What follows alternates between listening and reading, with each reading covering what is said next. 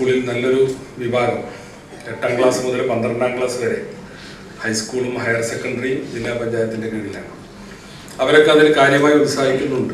അതെല്ലാം കൂടി ചേർന്നതാണ് നമ്മുടെ ഈ വിദ്യാഭ്യാസ പുരോഗതി. കാരണം ഇൻഫ്രാസ്ട്രക്ചർ ഉണ്ടാക്കുന്നത് ഇപ്പോൾ പഞ്ചായത്തുകൾ, അത് ഗ്രാമപഞ്ചായത്തിനാണ് 7ാം ക്ലാസ് വരെ, അവിടെ നിന്ന് അങ്ങോട്ട് ജില്ലാ പഞ്ചായത്തിലുണ്ട്. അവരുടെ പ്രവർത്തനം വളരെ മികവുറ്റതാണ്. ഇപ്പോൾ മലപ്പുറം ജില്ലാ പഞ്ചായത്തൊക്കെ അതിൽ SSLC റിസൾട്ട് വരെ ഇമ്പ്രൂവ് ചെയ്യുന്നതിലൊരു കാലത്ത് വലിയ പദ്ധതികളൊക്കെ ആവിഷ്കരിച്ച പാരമ്പര്യം ഉള്ളതാണ്. അപ്പോൾ അതിൻ്റെ പ്രശ്നങ്ങൾ വന്നു, അത് നമ്മൾ പരിഹരിച്ചു. ഏതായിരുന്നാലും ഞാൻ അതിൻ്റെ ഒന്നും വിശദാംശങ്ങളിലേക്ക് പോകുന്നില്ല. ഈ 100 ദിന കർമ്മ പരിപാടിയുമായി ബന്ധപ്പെട്ട് ഇവിടെ നമ്മൾ ചർച്ച ചെയ്യുന്നത്, നിങ്ങളെ ഇന്ന് പ്രത്യേകമായി വിളിച്ചിട്ടുള്ള സംഗതികളെന്ന് പറയുന്നത്, അതിൽ പ്രധാനമായിട്ടുള്ള ഒന്ന്, ഇവിടെ ഇപ്പം നമ്മൾ ചേരുമ്പോഴും 14 ജില്ലകളിലും നമ്മളിത് പരസ്പരം അങ്ങോട്ടും ഇങ്ങോട്ടും കേൾക്കുകയാണ്. ഞങ്ങൾ പറയുന്നത് നിങ്ങൾ കേൾക്കുന്നു. അങ്ങനെ പിന്നെ അവിടെയൊക്കെ യോഗം നടക്കുന്നതായിട്ട് നമുക്കിവിടെ കാണാനും സാധിക്കുന്നുണ്ട്. അപ്പോൾ ഒന്ന് പ്രധാനമായും ഡിജിറ്റൽ സ്ക്വയർ ഈ 100 ദിന കർമ്മ പരിപാടിയിലുള്ള ഒരു പദ്ധതിയാണ്. 1 മുതൽ 10 വരെയുള്ള ക്ലാസ്സുകളിൽ IT പഠനം നിലവിലുണ്ടെങ്കിലും LP UP തലങ്ങളിൽ ഇത് പലപ്പോഴും വേണ്ടത്ര കാര്യക്ഷമമായിട്ട് നടക്കുന്നില്ല. അതൊരു വസ്തുതയാണ്.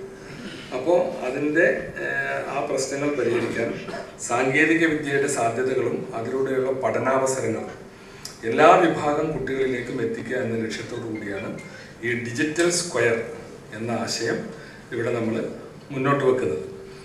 അത് പിന്നെ 1 മുതൽ 7 വരെയുള്ള ക്ലാസ്സുകളിലെ കുട്ടികൾക്ക് ഈ കളികളിലൂടെയുള്ള പഠനം, സർഗാത്മക സ്വയം പഠനശേഷി, സർഗാത്മകത എന്നിവ വളർത്തിയെടുക്കാനാണ് ഡിജിറ്റൽ സ്ക്വയർ വഴി ലക്ഷ്യമിടുന്നത്. അപ്പോൾ അതിൻ്റെ മറ്റ് നോംസൊക്കെ പിന്നീട് വരും. അതിവിടെ തന്നെ ചർച്ച ചെയ്യും. ഈ യോഗത്തിൽ തന്നെ അതിൻ്റെ നിർദ്ദേശങ്ങൾ കിട്ടും.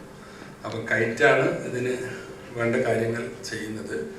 അത് നമുക്ക് ഉറപ്പുവരുത്തണം. അപ്പോൾ ഇന്നത്തെ കാലത്തിനനുസൃതമായ പഠന രീതി എന്ന് പറയുമ്പോൾ ഇൻ്റർനെറ്റും കമ്പ്യൂട്ടറും ആർട്ടിഫിഷ്യൽ ഇൻ്റലിജൻസ് ഒന്നും ഇല്ലാതെ ഇനി നമുക്ക് മുന്നോട്ട് പോകാൻ കഴിയില്ല. അപ്പോൾ നമ്മുടെ കുട്ടികൾ പ്രാഥമിക തലങ്ങളിൽ അതൊന്നും പഠിക്കാതെ പോയാൽ അതിൻ്റെ ഒരു പ്രയാസം അവർക്ക് തുടർന്നുണ്ടാവും.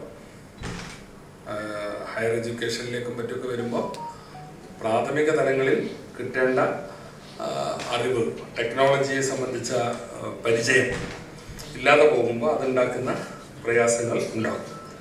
അപ്പോൾ ഒന്ന് ഈ ഡിജിറ്റൽ സ്ക്വയറാണ്. അതിൻ്റെ വിശദാംശങ്ങൾ ഇവിടെ സൂചിപ്പിക്കും. അതാണ് 100 ദിവസത്തിൻ്റെ ഉള്ളിൽ നമ്മളിവിടെ എല്ലാ സ്കൂളുകളിലും ആരംഭിക്കുന്ന ഒരു പദ്ധതി. അതോടൊപ്പം ഈ ഒരു പ്രശ്നത്തിൽ മാത്രമല്ല, സൈബർ സുരക്ഷ വളരെ പ്രധാനമാണ്. ആ സൈബർ സുരക്ഷയ്ക്ക് വേണ്ടിയുള്ള ഒരു പ്രോട്ടോക്കോളും 2026 സൈബർ സുരക്ഷാ പ്രോട്ടോക്കോൾ, അതും ഇതിൻ്റെ ഭാഗമായിട്ട് സൈബർ ആർട്ടിഫിഷ്യൽ ഇൻ്റലിജൻസ് രംഗത്തേക്ക് കൂടുതൽ വരുമ്പോൾ തന്നെ വളരെ ചെറിയ കുട്ടികളെയാണ് നമ്മൾ ഈ വിദ്യാഭ്യാസ രംഗത്ത് പഠനത്തിൻ്റെ അനിവാര്യതയിൽ നമ്മളവിടെ എത്തിക്കുന്നത്. അതോടൊപ്പം അവർ മറ്റ് ചതിക്കുഴികളിൽ വീഴാതിരിക്കാനുള്ള സൈബർ സുരക്ഷാ സംവിധാനവും ഈ വിദ്യാഭ്യാസത്തിൻ്റെ ഭാഗമായിട്ട് നമ്മൾ ഏർപ്പെടുത്തുന്നു എന്നുള്ളതാണ്. പിന്നെ ഇപ്പോൾ ഞാനും നിങ്ങളും ഒക്കെ കേൾക്കുന്ന ഒരു ചെറുതല്ല ഗൗരവമായ ഒരു ആക്ഷേപം, 10ാം ക്ലാസ് പാസ്സായ കുട്ടി എഴുതാനും വായിക്കാനും അറിയുന്നില്ല എന്ന് പലരും പറഞ്ഞു തുടങ്ങി. ആദ്യം പറഞ്ഞത് കഴിഞ്ഞ ഗവൺമെൻറ്റിൻ്റെ കാലത്ത് വിദ്യാഭ്യാസ സെക്രട്ടറി തന്നെയാണ് ഒരു മീറ്റിങ്ങിൽ. 10ാം ക്ലാസ് പാസ്സായി, പക്ഷെ കുട്ടിക്ക് എഴുതാനും വായിക്കാനും അറിയില്ല, അടിസ്ഥാന ഗണിതം അറിയില്ല എന്നൊക്കെ പറഞ്ഞു. അല്ല, ഞാനതിലെ ഗവൺമെൻറ്റുകളുടെ വ്യത്യാസമൊന്നുമല്ല പറയുന്നത്. അപ്പോൾ വിദ്യാഭ്യാസ സെക്രട്ടറിക്ക് പോലും അങ്ങനെ ഒരു അഭിപ്രായം ഉണ്ടായി എന്നുള്ളതാണ് അതിൻ്റെ പോയിന്റ്. പിന്നെ നമ്മുടെ സാംസ്കാരിക രംഗത്തുള്ള പലരും വിമർശനാത്മകമായിട്ട് പറഞ്ഞു. അപ്പം അങ്ങനെ ഇതൊരു പൊതുവൽക്കരിക്കേണ്ട വിഷയമാണെന്നുള്ള അഭിപ്രായം എനിക്കില്ല. അങ്ങനെ പിന്നെ വ്യാപകമായിട്ട് ഇന്നത്തെ കുട്ടികളൊക്കെ എഴുതാനും വായിക്കാനും അറിയാത്തവരാണ്, അല്ലെങ്കിൽ അടിസ്ഥാന ഗണിതം അറിയാത്തവരാണ് എന്ന അഭിപ്രായം എനിക്കില്ല. നമ്മളെക്കാൾ മിടുക്കന്മാരാണ് നമ്മളുടെ ഈ പുതിയ തലമുറ. നമ്മുടെ മക്കൾ അല്ലെങ്കിൽ പേരമക്കളായിട്ടുള്ള ഈ തലമുറ നമ്മളെക്കാൾ മിടുക്കന്മാരാണ്, അതിലൊന്നും തർക്കമില്ല. ഫുൾ A+ കിട്ടുന്ന കുട്ടി എന്നൊക്കെ പറഞ്ഞാൽ നല്ല കാലിബർ ഉണ്ടെങ്കിലേ അങ്ങനെ കിട്ടൂ. അപ്പോൾ അതിനൊന്നും തർക്കമില്ല. പക്ഷേ ഈ ഒരു ആക്ഷേപമുണ്ട്.